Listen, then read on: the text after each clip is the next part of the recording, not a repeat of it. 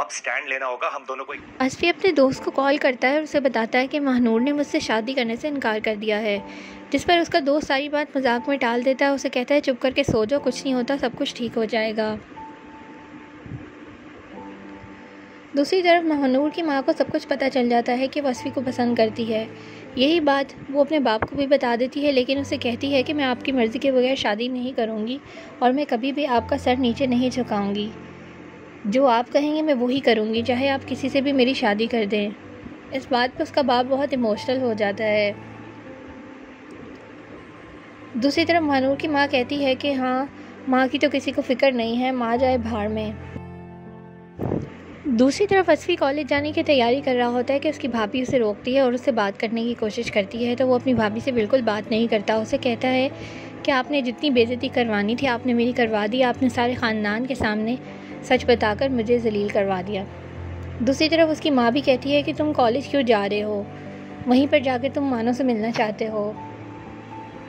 भाभी उसे बहुत रोकती है लेकिन वो बात नहीं सुनता। उसे कहता है कि आपने मेरा मान तोड़ दिया है, अब हमारी वो दोस्ती नहीं रही जो पहले हुआ करती थी। जिस पर उसकी भाभी उसे कहती है कि तुम मेरी बात तो सुनो, लेकिन वो बात नहीं सुनता और चला जाता है।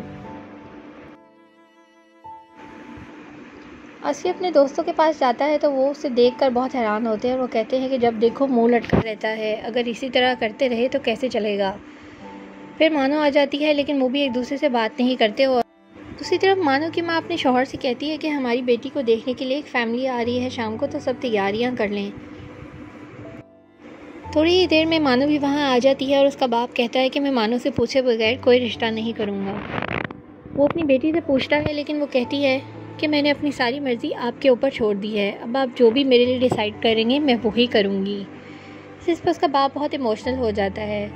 मानो भी बहुत इमोशनल हो जाती है और याद करने लगती है असफी के साथ गुजारा टाइम।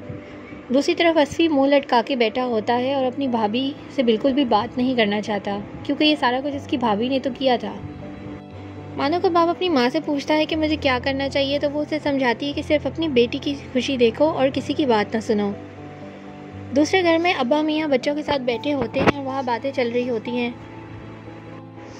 कि सबने मिलकर दोनों बच्चों का तमाशा बना दिया। ऐसी भी क्या गलती की थी, दोनों बच्चों ने एक दूसरे को पसंद ही तो किया था, इसमें क्या बुराई है। इसी दौरान शर्जील वहाँ पहुँच जाता है और दूसरे घर में आकर सबको हैरान कर देता है और वो आकर कहता है कि मैं यहाँ पर माफ़ी मांगने आया हूँ और इस दुश्मनी को ख़त्म करने आया हूँ। जिस पर सारे हैरान हो जाते हैं। अब्बा मियाँ और उनकी अम्मा सब परेशान हो जाते हैं कि ये क्या हो रहा है। दूसरी तरफ असफी भी बहुत हैरान होता है कि ये तायाबा क्या कह रहे हैं। तायाबा अपने भाई से माफ़ी मांगते हैं कि पास्ट में जो कुछ भी हुआ मैं उस पर तुमसे माफ़ी चाहता हूँ, मेरी गलती थी। ये सीन एक बहुत ही इमोशनल सीन था जिसमें दोनों भाई अपनी गुजरी हुई लड़ाइयों को भुला देते हैं और एक दूसरे को गले मिलते हैं, जिस पर बाकी सारे भी खुश हो जाते हैं। असफी की माँ यहाँ दिल से खुश दिखाई दी कि दोनों भाई एक दूसरे के झगड़ों को भुलाकर फिर से एक हो गए और एक दूसरे को माफ़ कर दिया। दूसरी तरफ तन्नो भाभी का भाई उन्हें सारी रिपोर्ट दे देता है कि दूसरे घर में तो सुलह हो गई है और आप यहाँ बैठी हुई हैं, वहाँ तो रिश्ता भी पक्का हो गया है और मिठाइयाँ खाई जा रही हैं। मानो अपने कमरे में नमाज़ पढ़ रही होती है कि चुपके से वहाँ पे असफी आ जाता है और वो असफी उसके कमरे में आकर उसे सरप्राइज़ देना चाहता है, लेकिन वो उसे देखकर एकदम डर जाती है और उसे कहती है कि तुम यहाँ किस तरीके से आ गए। वो उसे बताता है कि हम दोनों का रिश्ता पक्का हो गया, जिस पर उसे यकीन नहीं आता। तो उसे कहता है कि मेरे साथ चलो, तुम्हें जाके दिखाता हूँ कि मेरे घर में क्या हो रहा है। वो उसे बताता है कि दोनों भाइयों की सुलह हो गई है और अब हमारा रिश्ता पक्का हो गया है, जिस पर मानो को यकीन ही नहीं आता। फिर वो उसे हाथ पकड़ के अपने साथ ले जाता है कि चलो मेरे साथ।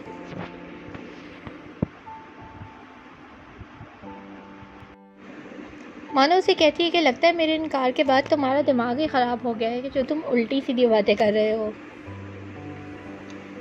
दूसरी तरफ मानो की बहन जो मुंह लटका के बैठी होती है क्योंकि वो खुश नहीं होती कि मेरी शादी पर तो ऐसा नहीं हुआ, मेरी शादी पर तो दोनों फैमिलीज़ ने आपस में सुलह नहीं की और मेरे बाप ने बिल्कुल भी मेरा ख्याल नहीं किया। जिस पर उसका हस्बैंड उसे समझाता है कि अपना दिल बड़ा करो।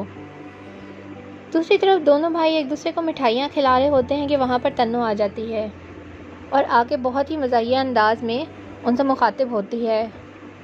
उनको कहती है कि यहाँ पर बड़ी मिठाइयाँ बांटी जा रही हैं। जिस पर वो दोनों भाई कहते हैं कि अब हम फैसला करेंगे, घर के सारे मामलात हम संभालेंगे। मानो भी वहाँ आ जाती है, लेकिन मानो खुश होने की बजाय मुंह फुलाकर वहाँ से चली जाती है, जिस पर सब हैरान हो जाते हैं। और वो अपने बाप से कहती है कि आपको क्या ज़रूरत थी यहाँ आकर मिन्नत समाजत करने की। मानो अपने बाप के सामने रिश्ते से इनकार कर देती है, जिससे उसके बाप की तबीयत ख़राब हो जाती है। अगले सीन में दिखाया जाता है कि असफी बाहर खड़ा है और एम्बुलेंस की आवाज़ें आती हैं तो उसे पता चल जाता है कि साथ वाले घर में कुछ हुआ है। मानो के बाप को अस्पताल ले जाते हैं और उसकी माँ बहुत परेशान होती है और वो कहती है इस सब कसूर मानो का है, अगर तुम्हारे बाप को कुछ हो गया तो मैं तुम्हें नहीं छोड़ूंगी।